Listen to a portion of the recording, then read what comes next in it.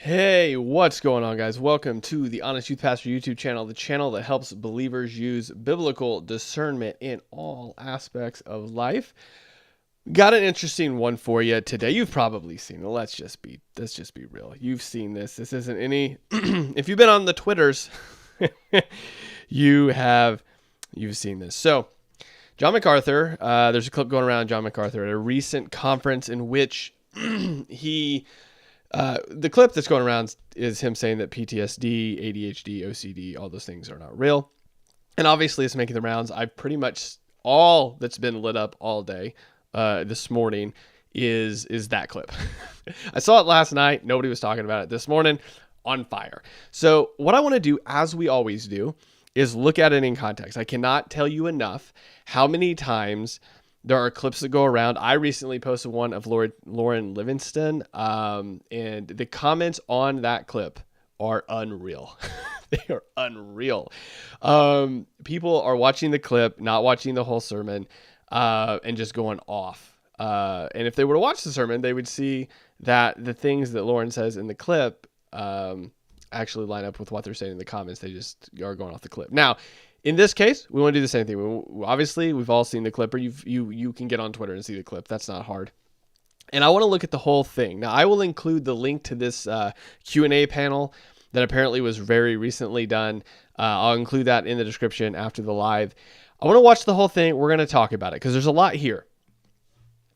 This guy right here, I think his name is Johnny, is finishing up, apparently answering a question that he was asked, and then it goes right into John being asked a question. Actually, if you watch the video, you pull up the link after I get it in there, it's going to be at the 33-minute 47 mark is where this whole thing starts happening. So let's go ahead over and listen to what he says, and we'll kind of stop and go as we go through because it's longer. It's about a 7-minute clip or so, and we'll listen to what he has to say.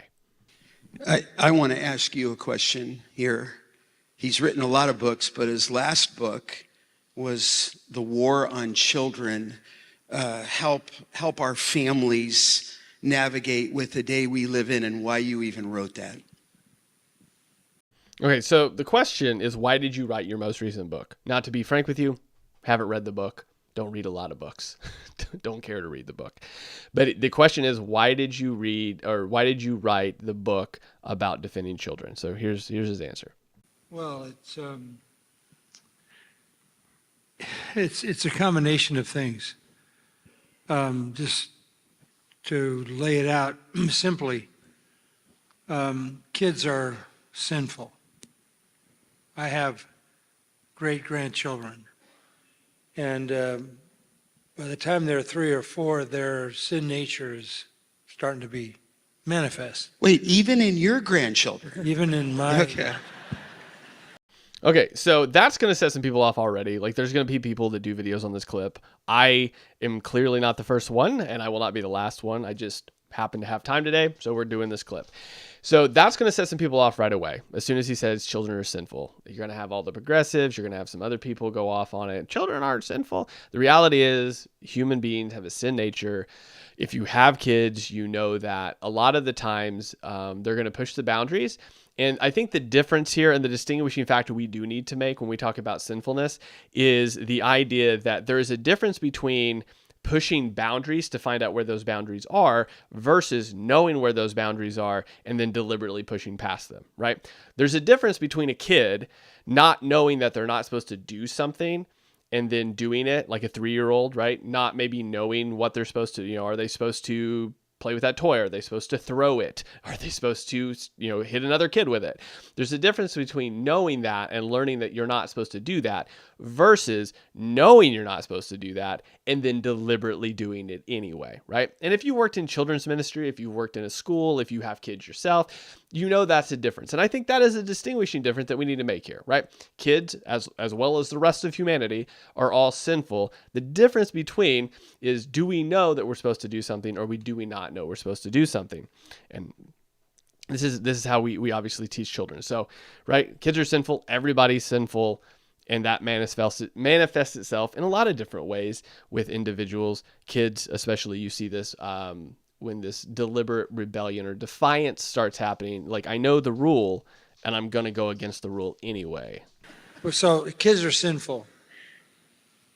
Then you add to that the sins of the fathers are visited on the generations, the 3rd and the 4th generation. What does that mean? Simply means that the sinful characteristics of a given generation pass on to the subsequent generations. So that it's kids who basically have a sin nature to start with, and they have an inherited sin culture that they have to navigate and deal with. That ought to be enough. But this... So on that, because he's about to switch topics, or just kind of switch a little bit here about, why he wrote his book and why you have to like defend children. This is what we tell people a lot, especially in premarital counseling before they have kids. Whenever you do have kids, this is good advice to give people. It's like the way you act and the words you use matter, okay? Because your kids pick that up. And so how you handle anger is how your kids are going to handle anger. How you express joy is how your kids are they're going to mimic you, right? This is what's going to happen. That's the reality of it, right? Your kids are going to mimic you, which is why you got to, when you're a parent, you need to be aware of that. You're going to see things. The awesome thing about parenting is that there's a sanctifying part of being a parent, is that you get to see yourself in a little human being that looks like you doing probably the worst parts of you, right? The way you act, the way you talk, the way you handle situations, they're watching it, and that's what's going to happen. So if you, whatever sinfulness you have is going to be exemplified because they're going to see it and mimic that as well. And so here's the thing. I think that's helpful advice to give. But it's not just like the most degenerate sinners are going to pass on. Like, even Christian parents pass on how they handle anger, grieving, hope. All of these things are passed on in how you behave around your kids and your grandkids. There's a great influence you have. If they see you reading their Bible, they are more likely to read their Bible. If they see you punching the wall, they're more likely to handle their stress that way too. This culture has taken it a step further, and they are now targeting children. The homosexuals say, we're coming after your kids. They're not trying to protect them. They're targeting them in the schools. They're targeting them through the media. Disney and companies like that develop child entertainment are targeting children for really what amounts to moral and spiritual destruction. So this is a war on the children. I was thinking about another. Okay, so these are all little parts. He kind of jumps around a lot. This part here is interesting because he said the Disney and companies like them are not trying to protect your children. They're trying to target your children for moral and spiritual destruction. Now, again, this is probably going to break down in how you theologically view the world, but the reality is that's a big duh, right? I mean, first of all, it is not a company's job to protect my kids. It's my job to protect my kids. So the things I allow them to view or not to view, the places we go or don't go, all fall upon me as the parent to protect them and do the things that I need to do to protect my children. And so I don't expect Disney to do that. I don't expect any company to do that. And I think it's really foolish of us as believers if we think that we can't put our kids down in front of a Disney show, but we can definitely put our kids down in front of like a Christian show. And like, we don't have to worry about one and we have to worry about the other. The reality is there is a lot, there's a lot less likelihood that they're going to pick up bad things from Christian shows. But they're still being taught something. There's still theology there. There's still something that's being innately given to them or learned in the process. And so though, while it's safer as a Christian, obviously, to put them in front of whatever show versus, a Disney show, the reality is there's still teaching and training there. It doesn't negate the job you have as a parent to do that. And so this part about they're deliberately coming after the kids is that it's like, well, Disney, along with every other company in the world, is out here to make money. It's just the truth. They're out here to make money. So whatever is going to make them money and whatever is going to keep them in the good graces of people that are funding the things and making the money, that's what's going to happen. So I think just as Christians in general, it's a matter of just being wise and discerning about what you allow your kids to watch. I mean, that's just, are they targeting children? Everyone is trying to influence everybody else. I mean, that's just the reality of it. MacArthur is trying to influence people just as much as any company is by what he says. There's influence. We all have that, either in large scales or small scale. And how we use that, we need to be wise about it. So he says, look, there's companies out here. They didn't used to be targeting and attacking children. Now they are. And so I wrote this book to do this. Now he's going to switch. This is where it kind of switches into the part that went viral. Another part of it the other day, I was reading a book, interesting book called A Profession Without Reason. It's a book that shows basically, this is pretty shocking to some of you, that psychiatry and psychology is finally admitting the noble lies that they've been telling for the last 100 years. Now, to be clear, I've never read this book that he's talking about, but when he says noble lies, it seems like it's probably a term from the book.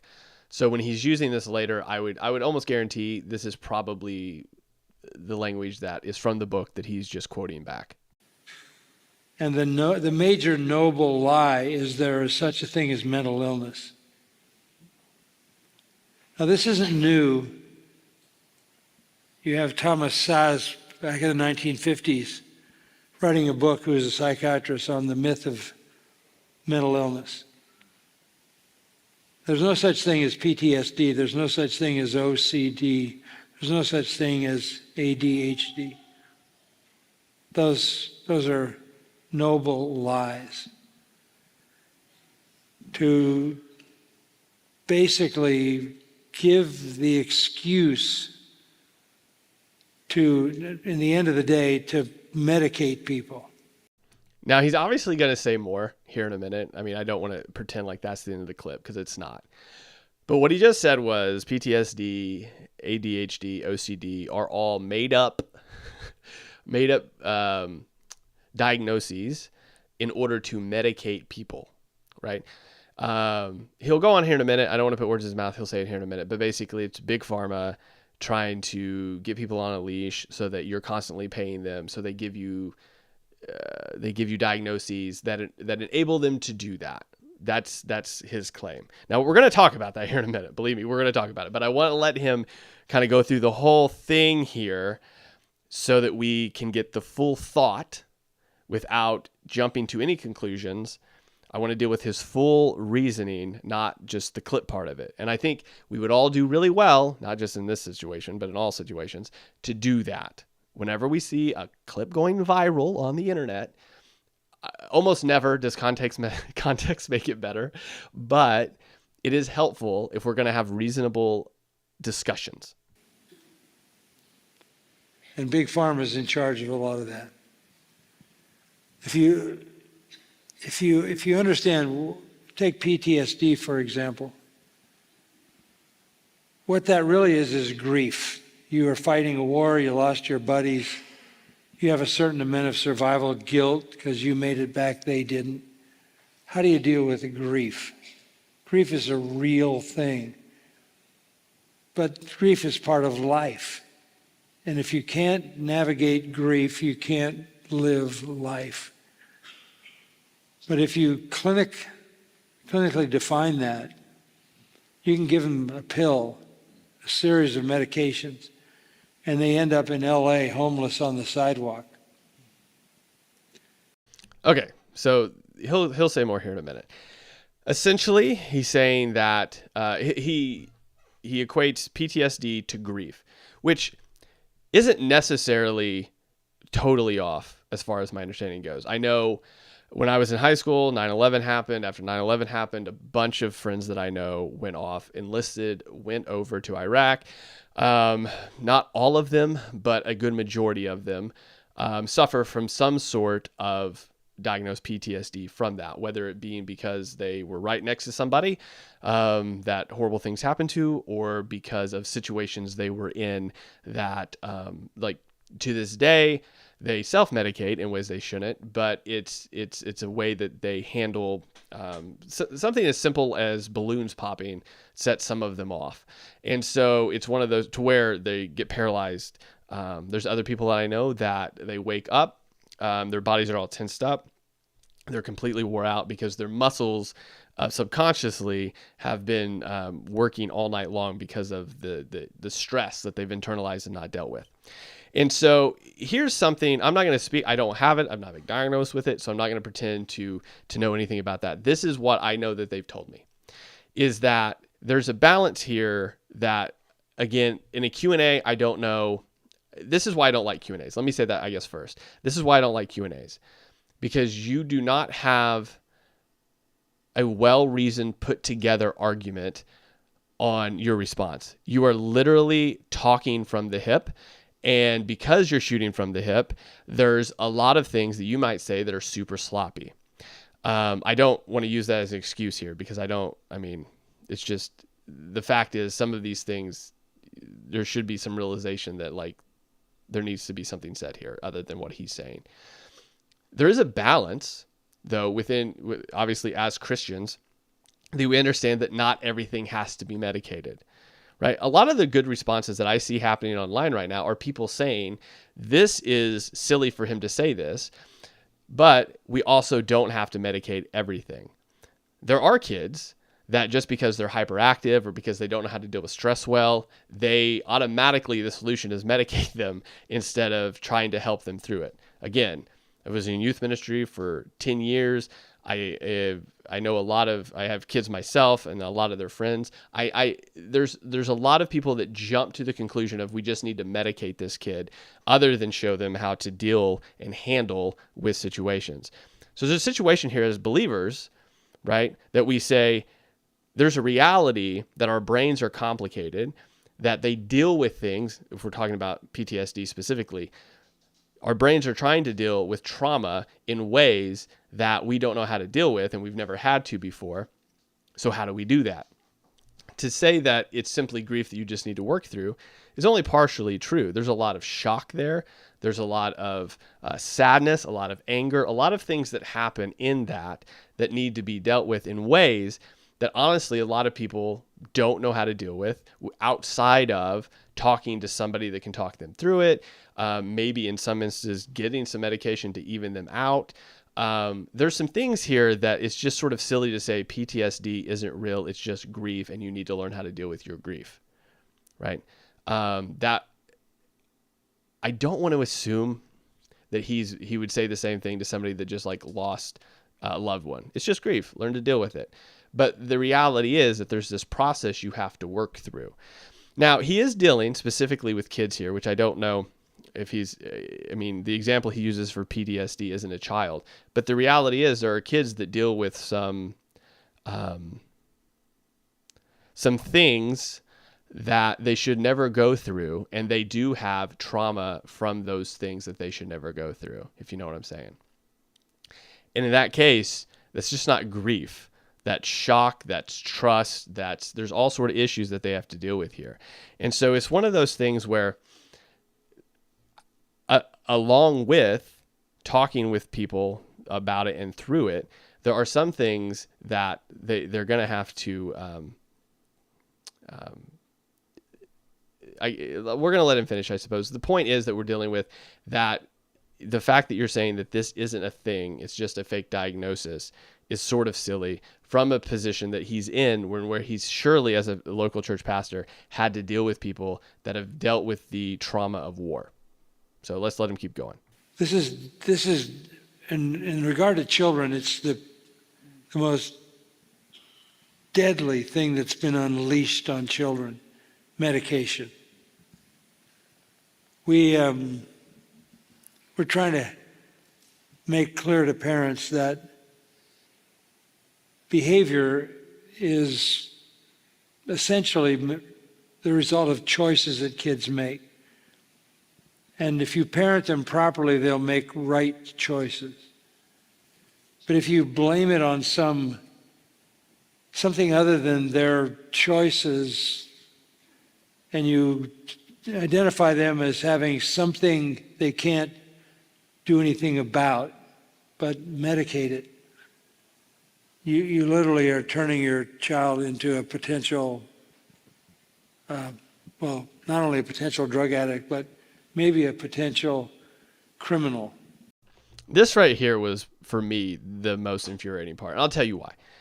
There's a lot of people that I know that are believers, and because they are believers, they have either adopted or foster children. And that comes from their changed heart and their changed mind and living a life out in pursuit of Christ to care for those that don't have someone to care for them. And a lot of the kids that are in the foster care system, a lot of the kids that are up for adoption have some sort of some trauma they've dealt with, right? Stuff they should have never dealt with, things that they should have never been exposed to. Some of them are born addicted to drugs. And so there's some things there that are that are there. They're going to be there. To say that you're just not parenting well enough, or your kid wouldn't have ADHD or OCD, I think is so disconnected. It's sort of crazy.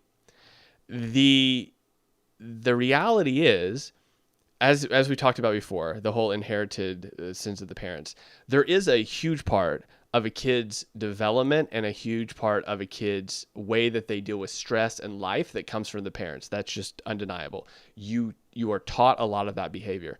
However, there are parents that I know that have kids, either their own biological children or adopted and foster children, that their brains just don't operate the way that would be considered normative in operation. The way they handle stress, the way they deal with anxiety is not the way that would be considered normative. And no matter how many times the parent has demonstrated that, no matter how many times that they've talked about that, no matter how they've lived out good ways to do that, it doesn't work. And there are some ways that they've been able to do that. Now, I'm not saying that they medicate the children to kingdom come. He seems to have this direct correlation between putting them on medication to them becoming drug addicts right away. Like that seems like the course is, if you put them on meds, they're going to end up drug addicts and thieves, which just simply isn't true. There's definitely a path for drug abuse that can happen with any sort of medication, whether it be pain medication or ADHD medication. Obviously, all of these things should be handled carefully. And that's why, again, as Christian parents, you should, pursue paths that aren't just medicating kids.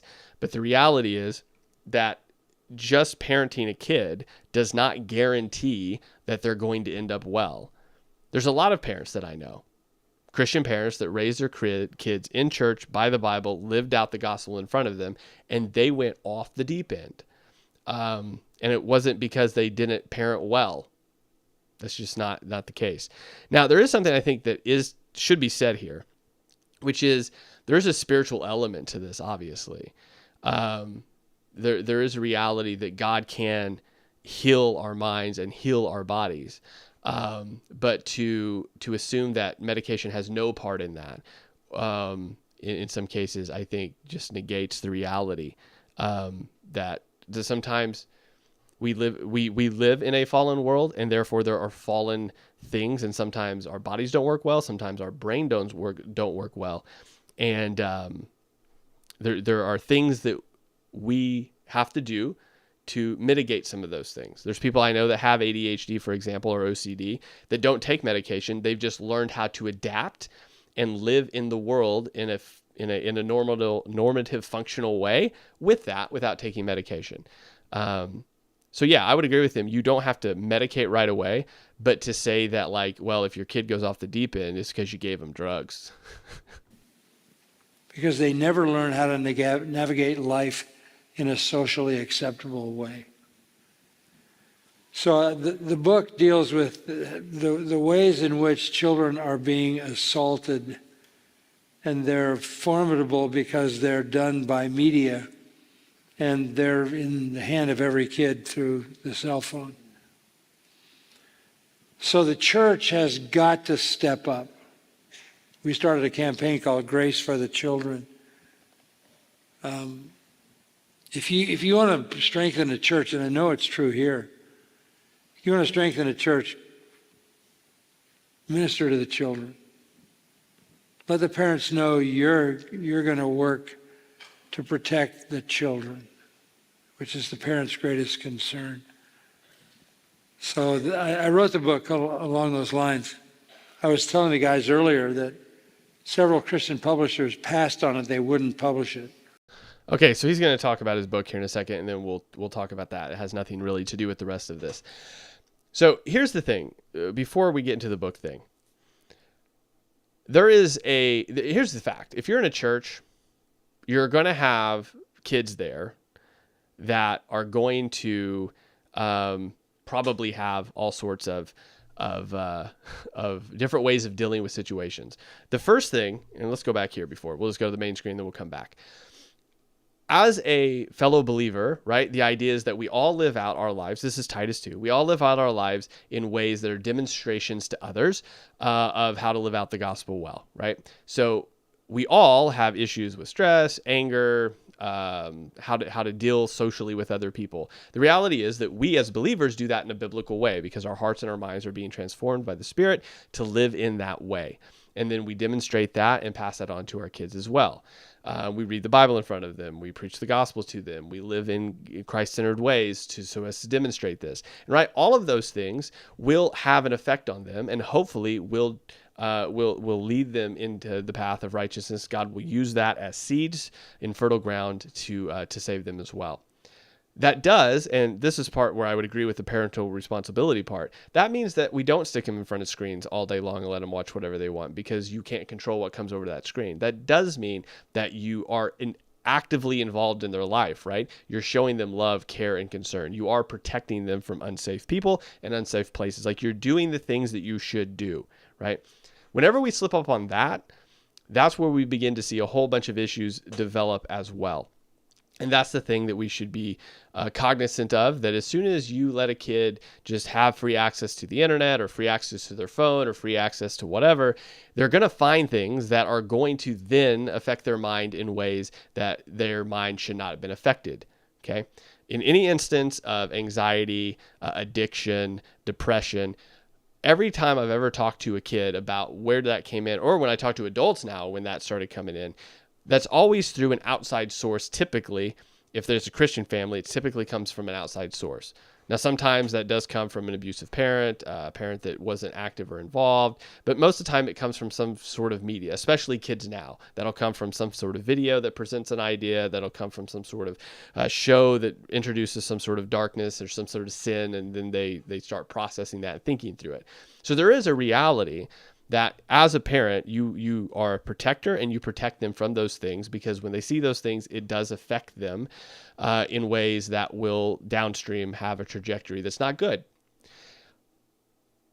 There's a spiritual aspect to that as well, right? What you allow into your mind is what you are going to, it's going to affect you. Just as like how what you eat affects you, what you hear affects you, what you listen to affects you. And so as parents, we should firstly put up those fences and those guards so that we don't allow something into our children's life that does do negative things to their mind and the way they live life. Now, and I would agree, and I think that's basically what he's saying in a roundabout way about the parenting part, is that bad parenting that doesn't guard their children does allow things in that's bad and harmful. Where I disagree is that none of us are going to escape the realities of a fallen world, the traumas that happen, the sin that occurs, and you do need to know how to process that. And as a believer, what we need to realize is that we can have faith in the Lord. I mean, you could just thumb through the Psalms and see there's a lot of things in the Psalms that David talks about trusting in the world, or trusting in the Lord rather, when the world and the nations around him are coming after him. There's a lot of strength, him talking about the Lord is his shield. There's all this reality that we as believers trust in God over everything else that we see around us. And this is, as parents, we're living that out, and hopefully we're passing that on to them as well. Now, there's a side of that we have to realize, that as people become saved and come into the church, they're going to be coming from situations that probably weren't the best for them. There are people that are going to be in your church that have been abused or assaulted in certain ways. There's going to be people that come in that have been through traumatic situations, either brought on by their own actions or by other people's action. There are going to be people that come in that have been deeply affected by the traumas of war or violence, and they don't know how to process things, and their brains are operating in an abnormal way because of those things. And so how do we therefore interact with those people? Well, of course, the first thing we do is point them to the Lord. Have rest in the Lord. Take refuge in the Lord, right? Have him renew your mind and your heart. But the reality is that they are going to be dealing with a lot of these things probably for a while as the sanctification process happens. And so to tell them that, hey, that PTSD you're dealing with it's just grief, and you need to learn how to deal with grief, is belittling to the reality of the situation they've been in, right? I'm not saying, like, we don't, obviously Christians say don't put your entire personality into this, but we don't say, hey, the thing you're dealing with isn't real. We walk alongside of them to help them in this process to have trust and faith in the Lord. We tell them not to put their entire identity in, your the way you focus or the obsessions you have. There's a way for the Christian community to come alongside people. Sometimes that does require medication for people. I know you don't want to hear that, but sometimes that does help them. Obviously, it is not good for them to be dependent upon it, but the reality is sometimes that does help people. Now, the interesting part, and we'll talk about the John MacArthur part as we end here. I have an entire series of videos on MacArthur, when the whole Julia Royce thing, when she said it, you can put that there. But I want to end with this because I think this really demonstrates why this clip matters, right? This isn't just some rando person talking about PTSD not being real, or ADHD not being real, or OCD not being real. This is John MacArthur, which has a lot of pull in some circles, I guess. It's pretty clear that he does. And I think this, luckily online, I haven't seen anybody necessarily saying like, oh, he's 100% right. I think a lot of people are taking the take, at least right now, that like, this could have been said a lot better than it was. And this is pretty unhelpful just in general when you say this, because there are people that are dealing with a lot of things that need to be dealt with. And it's just grief, work through it isn't really a great answer for them, and not very helpful. So we're going to end here because I think this part here, when he talks about his book, is actually pretty interesting. I think reveals sort of a little bit more about this. Which shows you how woke even Christian publishing has become. Okay, so I stopped it. Basically what he was saying is the book that he wrote about protecting children got passed over by a number of different publishers. And he's saying the reason it got passed over by a bunch of different publishers is because the publishing industry is woke, so he had to publish it himself. That's his claim. Yeah, you're saying that because if your name is on it, that book will do well, and they passed even on a business opportunity. Yeah. If you sell 10,000 books, that's the publishers make money. That's good. In a first printing like this of 75,000 books, that's a huge financial benefit to a publisher. But they don't want that.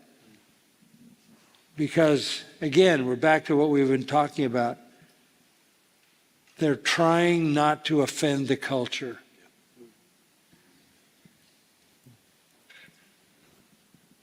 Okay, he's basically done talking there. So the reason that the publishing companies, apparently, according to John MacArthur, didn't want to publish his book is because they don't want to offend the culture. I don't know why they didn't publish his book. I'm not a publisher. I don't know. Apparently he sold 75,000 copies. 10,000 copies is a good number, apparently, for publishers to sell. And they didn't want it because they are, according to John, woke.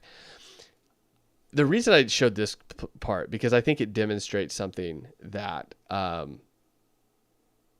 that is reality within Christian culture, not just in outside of John MacArthur's circle. The reality is there are people that will look to John MacArthur and say, oh, well, he said PTSD isn't real, so I agree with him. Like, that's what they'll say. And the reason no one will hold him to account. Now, I don't know, what Costi, I don't think Costi's made a comment about it. I don't think this Johnny guy's made a comment. I don't know. The other guy on the stage, apparently his name is Scott. Don't have a clue who he is. I don't know if he's made a comment about it. The reality is, I don't think anybody is going in the big, these big names are going to hold John MacArthur accountable for the things he said here. And what I mean by hold him accountable is just say, like, you don't think that PTSD is more than just grief. Like, you don't think it's a shock to the brain. You don't think it's like I have been blessed enough to not have to stand beside a friend that I've been in battle with and see terrible things happen to them. I can only imagine what that would do to me. I wouldn't be right for a minute. I know people that suffer from ADHD, and by suffer, I just mean I know that they've had to deal with, cope with, try to figure out how to function in a society that, like, their brains just aren't, like, it just doesn't work that way for them, and they have to sort of adapt. I think the Christian response here, and agree, disagree, I mean, it's whatever, right? I'm no authority on anything here. I'm just some rando rambling on the internet. But I think if I'm going to give you pastoral advice for PTSD, OCD, ADHD, is that your trust should ultimately be in Jesus Christ. If you're a believer, that is where my trust is anchored. So if it's PTSD, I know that God is sufficient. I know he is my strength. I know he is my center. And so whenever an episode would occur, and again, I don't have them I know people that do. It is a matter of centering themselves as much as they possibly can to remember that in the chaos of what their mind is throwing at them, right? OCD, ADHD, those sort of things. Learning how to cope well, knowing my Savior is in control and that I have the Spirit of God in me. That would be my first thing that I would tell a Christian that has these sort of conditions or operates in this way. Like that's how their brain operates. The second thing I would tell them is, look, drugs are not always the answer. I would 100% tell you that the first thing you should try to do is try to find out how you can mitigate, adjust, how can you as yourself figure out a way to operate in this world outside of using drugs to make that happen. And sometimes that's going to mean talking to somebody. Sometimes that's going to mean going to therapy. Sometimes that's going to mean like just knowing like how things are expected to work and then sort of figuring out in your head how to make that happen so you can still do that.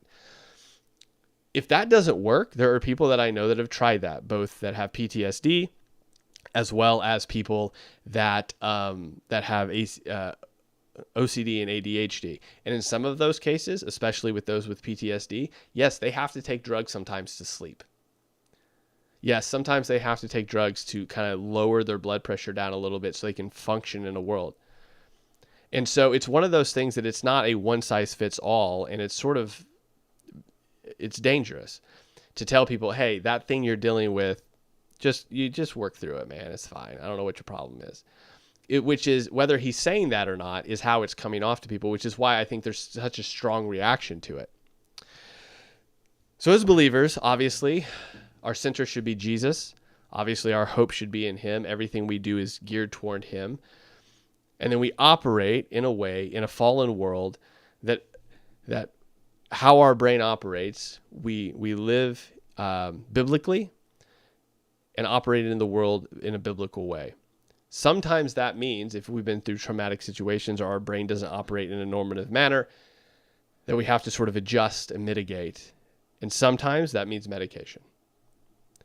You may agree, not agree, I don't know. But my end statement here, as I said with the John MacArthur series I did on the Julia Royce thing, is that he's getting more, the more he steps outside of just teaching the Bible, outside of his lane, and says things that are unhelpful, the more I just can't recommend the guy. It's just not helpful at all. And the reason that this is a big deal is because there's a lot of people that look up to him and will take exactly what he said as gospel and lead people in that way as well. Anyway, let me know what you think. I'll talk to you later.